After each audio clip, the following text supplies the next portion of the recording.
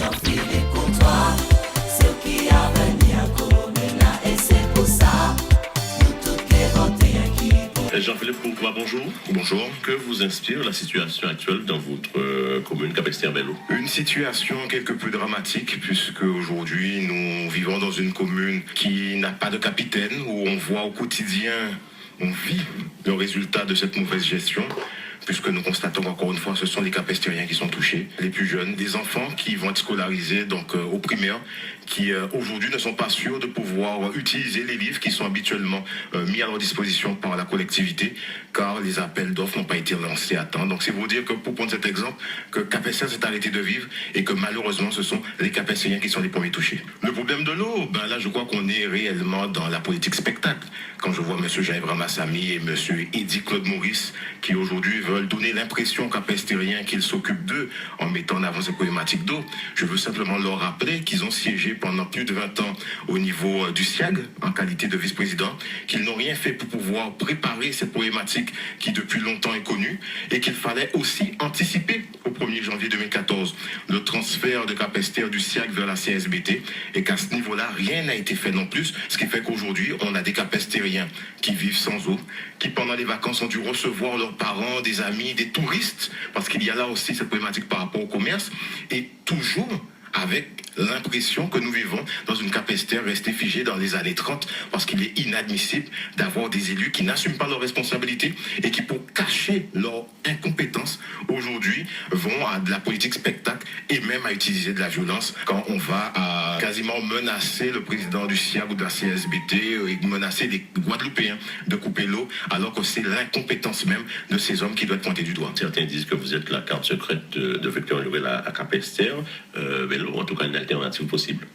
Or, vous savez, en cette période, je dirais, de tractation, de veille, encore plus d'élections importantes comme les départementales et les régionales, on entend beaucoup de choses. Mais il est certain qu'au niveau du CDI, que nous nous préparons, parce que nous pensons qu'il faut porter, je dirais, un nouveau discours, parce que la problématique de l'eau, c'est le résultat de 50 ans de politiques qui n'ont pas porté leurs fruits. L'emploi, l'insécurité qui tous les jours gangrène notre Guadeloupe, c'est 50 ans de politiques qui n'ont pas porté leurs fruits. Donc au sein du CDI, il nous faut porter ce nouveau message, il nous faut nous positionner afin de réoxygéner la vie politique et porter un nouveau souffle de manière à redonner confiance à tous ces Guadeloupéens et plus particulièrement à Capesterre-Belle-Eau. Si le président de la région fait une proposition d'intégrer sa liste pour les régionales, vous faites quoi? Vous dites quoi? Aujourd'hui, le collectif des Incorruptibles est dans la dynamique de porter un message, porter un projet. Je ne dis pas que nous ne discuterons pas avec toutes celles et ceux qui le voudront, mais je crois que nous ne sommes pas encore à ces étapes. Comme nous le disons, pour nous, aujourd'hui, c'est faire le job, c'est-à-dire être aux côtés de celles et ceux qui n'ont peut-être pas le courage ni la force de se faire, de s'exprimer et donc de se faire entendre. Et aujourd'hui, c'est le travail que nous faisons. Votre organisation a présenté un certain nombre de candidats au municipal de mars dernier. C'était déjà pour sonder l'électorat, préparer le terrain pour 2015?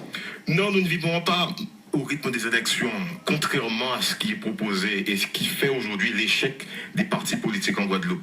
Nous vivons au rythme de la possibilité de nous faire entendre, de faire des propositions. Donc, il faut que nous puissions proposer à chaque fois que l'occasion nous est donnée une nouvelle direction, une alternative aux Guadeloupéens.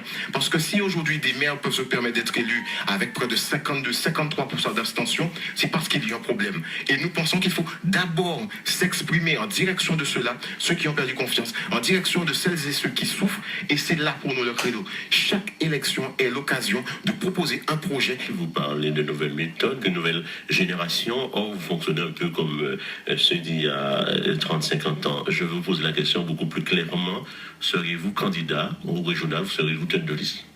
Je ne dirais pas que nous fonctionnons quand même comme il y a 50 ans. Sauf qu'il y a malheureusement encore des schémas qui sont installés dans la vie politique et auxquels on ne peut pas, je dirais, déroger. Les élections régionales, pour nous, c'est une étape importante. C'est l'occasion de démontrer encore une fois que nous avons un projet en termes de relance économique, en termes surtout de création d'emplois, surtout mais dans des directions de postes innovants. Et je crois que les élections régionales, pour nous, sont une étape. Donc que ce soit Jean-Philippe Courtois, tête de liste, ou accompagnant un tel projet, ceci est vraiment crédible. Et en décembre 2015, il est certain que le CDI sera présent à ces élections. La page, c'est du cornet. C'est terminé, ou il peut il n'y a pas de possibilité de vous trouver ensemble. Non, c'est vrai qu'on est, comme je le dis, nous avons eu un différend. Ça fait partie de la vie associative, de la vie politique, mais ça reste un ami et je vois le travail qu'il fait, même si certains arrivent à décrier la méthode qui est employée pour pouvoir reporter des cahiers à ceux qui en ont besoin. Mais on voit que c'est l'un des rares élus qui se met réellement au service de sa population. Même si nous ne sommes pas forcément d'accord tout le temps sur la méthode et sur le fond, mais il fait partie de celles et ceux qui ont envie de faire bouger ce pays. Et je crois que c'est de cela que nous avons besoin. Plutôt que de nous retrouver avec des élus qui rentrent dans un train-train quotidien et qui vivent uniquement au rythme des élections et de qui Jean a qui fait gagner prochaine élection. Il n'est pas exclu donc de vous retrouver ensemble. Non, nous nous rencontrons assez régulièrement, nous échangeons. La base même de la philosophie du collectif, c'est celle d'être à la rencontre de toutes celles et ceux qui veulent œuvrer pour le territoire Guadeloupe. Merci et bonne journée. À vous aussi. Comptoir